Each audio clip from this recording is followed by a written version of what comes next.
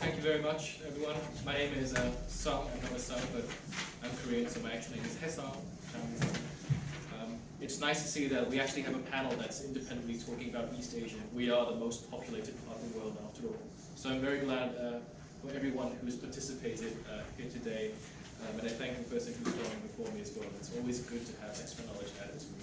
So one of the reasons why I started this research was I read a book called The China Way by Jun Kwon. He was a PhD in China, and he argues that democracy is not for China. And that got me to thinking, is China becoming more democratic? Is China staying the same? And I've looked at all the trends, and you see that South Korea, Taiwan, Japan has had moments of authoritarianism, especially with South Korea and Taiwan. I would imagine, I'm assuming you're Korean, sir? Yes. You do remember the memories of Jun Kwon, of Chung Hee, and all those authoritarian years. In Taiwan, we have Chiang Kai-shek. But these countries have suddenly, through development and through modernization, has become democratic. And we have China following the same methods of development.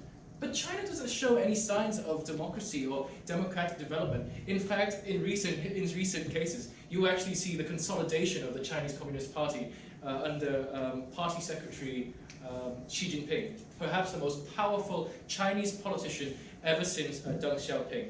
So the question why I really wanted to ask is, why is China not becoming a democracy? It doesn't seem, it should, following all the other cases, but simply speaking, it's not happening.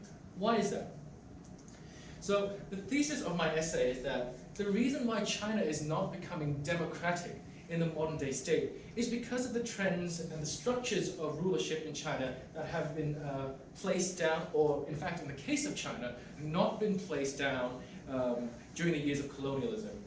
Now for this kind of research, I stuck to the smaller and stuck to the East Asian portion of the world rather than do a large N research, because these countries are very linked together in terms of Confucian culture, Sinic culture. They're very linked together in terms of economic development and their economic trends, being export-heavy, competitive wages. So that's the thesis of my essay. It is colonialism, the experience of colonialism, as a reason as to why China state development has been quite unique. So here are a few key definitions that we have to go through. So colonialism is basically an overseas expansion from another state, usually for the purpose of resource exploitation. It's done mostly in the tradition of Western colonialism, so please do keep that in mind. It is from the perspective of Western colonialism. And democracy, in my understanding, is not just simply the right to vote, but the democratic culture as well. Are people allowed to protest in ways in which the government don't need to? So, for example, protests in Vietnam, where half of my heritage is from, if you protest in the city center, the police will come and whack you and take you away. In South Korea, if you protest hard enough, your president will resign and go to prison. That is democratic culture right there. That is democratic culture right there. We're not a perfect democracy yet. We're not even close. We're working there. So that's what democratic culture is. So as you can see, my hypothesis is the independent variable of democratic state development in East Asia is the situation with colonialism. So operationalizing my research is important because we need to know how we're going to measure things. So for me, democracy is measured by using the democracy index and the economic intelligence unit index for democracy. It has 60 different factors they put together to make a list from 100, which is perfect democracy, to 0, which is bad democracy. You'll find North Korea somewhere in the 10s or 9s, whereas in the 100 you'll find Finland and Sweden. And I use that just because it's a very aggregate, strong thing. Of course, there are flaws to it, but it is one of the most used barometers for measuring democracy. And in terms of measuring the different styles of colonialism, now, I've noticed with China there's something unique about colonialism in China. In colonialism in Japan, Taiwan, and South Korea, there is a government that exists inside the capital of those states, dictating laws for Koreans, for Japanese, and for Taiwanese. It happened in Japan it happened in Taiwan when the Japanese came and created the periphery state of Taiwan there, well, colony of Taiwan there. They did lay down democratic institutions. This happened in Japan with the American occupation, and they actually rewrote the entire constitution, including Article 9, which has controversy right now, and the United States military government in South Korea. In fact, the United States government is key to the current foundations of the South Korean Republic, because the National Assembly was very much created by the US, and the first person who was put in charge of it, Lee Sung-man, was also someone from the US. And the reason why I chose East Asia is because, oh sorry, and in the case of China, you have partial occupation. You've never had a government fully controlling the Qing dynasty inside Beijing, dictating laws for Chinese people. All we had was concessions. In Guangdong, in Hong Kong, in the Shandong Peninsula, the Tianjin concessions, we never had full occupation in China.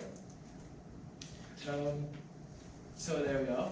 And the way to develop together is that, like I said, a strong emphasis on exports with competitive wages.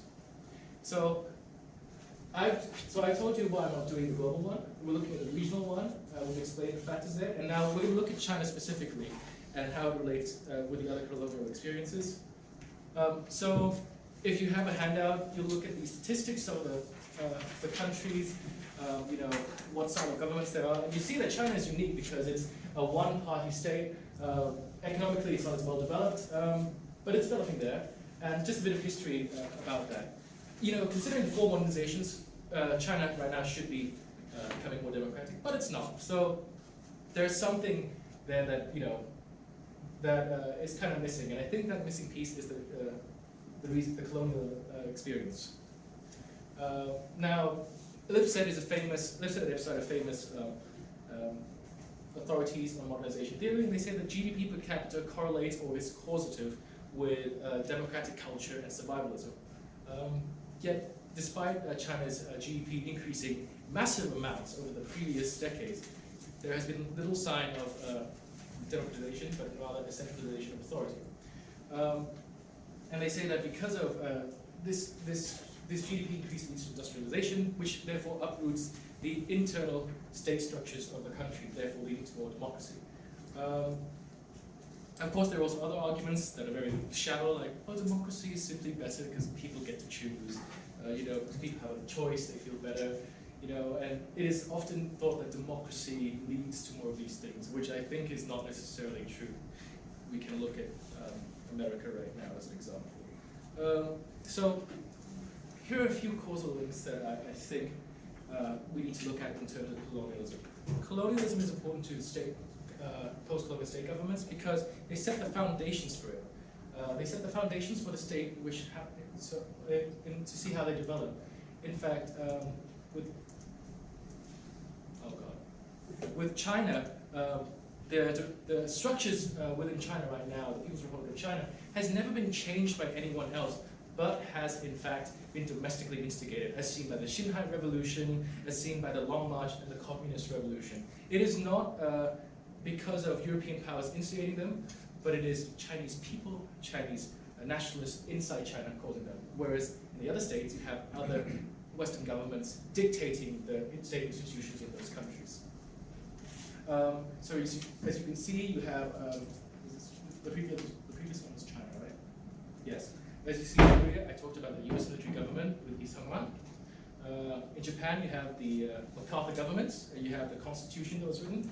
And in Taiwan, you had the Japanese westernizing Taiwan to maximum amounts by having, you know, state institutions of democracy and national assembly placed down.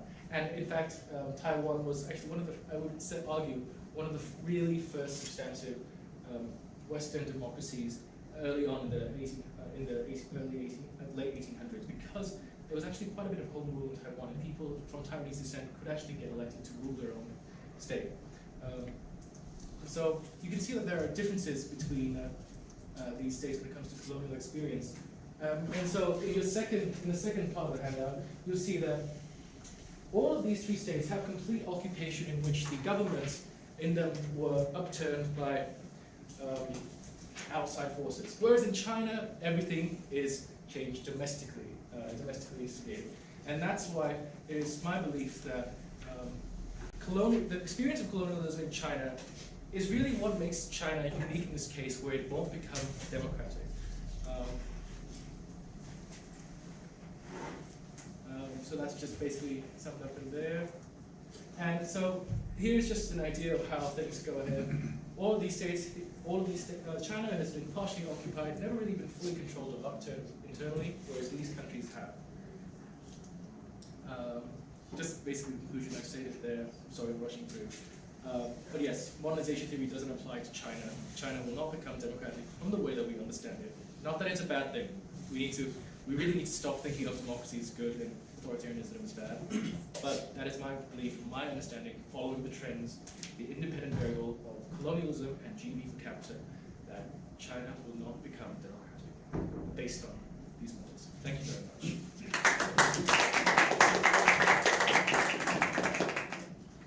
Any questions, please?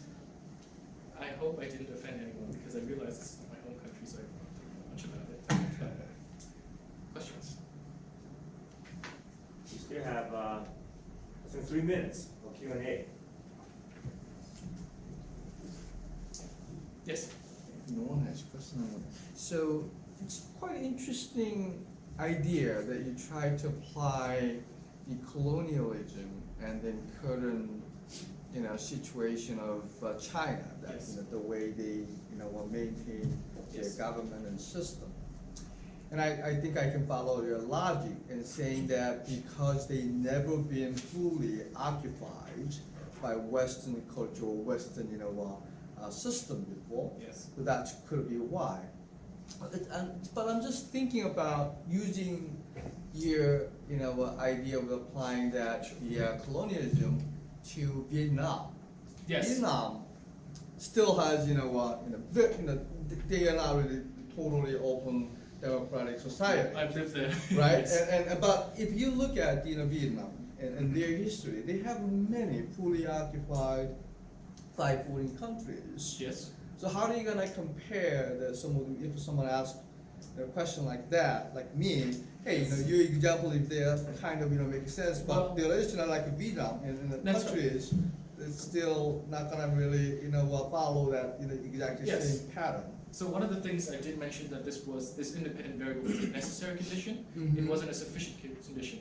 It's one of the conditions that China has to meet in order for that. Now the issue with Vietnam is that I would classify Vietnam as not necessarily following the East Asian model. The reason why I didn't classify Vietnam as a small end state is because Vietnam is certainly a lot more different and multicultural as compared to these states. And there's also the fact that despite French occupation there, most of the occupation in Vietnam was actually done by the Chinese as well, and the uprooting of the Chinese, the uprooting of the systems within Vietnam during the Nguyen dynasty, which is this is Vietnamese spelling for you, N-G-U, the Nguyen dynasty. Despite that, the upturning from the French during the Nguyen dynasty, it is only South Vietnam that really inherited the institutions that were placed by the French, with the emperor remaining, whereas the northern institutions were once again completely upturned domestically by the Communist Party of Vietnam. And because the Communist Party of Vietnam won the Vietnam War, they inherited the communist institutions that were placed there. So I understand your point. It is a necessary condition, but I do get where you're coming at. So thank you for your question. Yes. Maybe one of the comments I might have is Vietnam, the GDP. One of the conditions looks like the GDP has to reach a certain level. But Vietnam at this moment, I don't think the GDP proposed has not reached to say $10,000. No way close. Vietnam's GDP per capita. So you have to wait and to see what happens. you know what? You know what? I'll come back in 5 years. 5 years time. If Vietnam becomes democratic, I will give you any kind of social rewards. Any kind of rewards. Your research. One of the comments I made, I just have comments about it. One of the comments is about you. Looks like your idea is echoed with one of the Chinese famous descendants. His name is Liu Xiaobo. Okay. I think he won the Nobel Prize. He passed away last year. I think he stated famously that if China needs to get a democratic system, then you have to get a colonialism for 300 years. There's maybe that. That's maybe echo what you. But here's the unique part, because it talks about domestic instigation, right? of institutions. Now, China can certainly become democratic through other models, through other means, if the people rise up, should there be a sudden change. Because in terms of research, there's always abnormalities that could happen. I don't know, maybe we find out that Xi Jinping has a twin, and then it's impossible to understand, and the people rise up. But the thing is that there are many different models that are possible. So I understand, what they say that you can't have democracy, but I think it is very possible, considering different models in the future. Should it be domestically instigated? Last question, Professor Kwon. Please be nice. I think we are out of time. We are. Sorry. Do you think that the Western style of democracy is a better governing ideology than any other ideologies like the socialism, communism? I'll leave that for political philosophy. Maybe, I think of course you can when we have reception we can. Oh yes, absolutely. Okay, yes, later.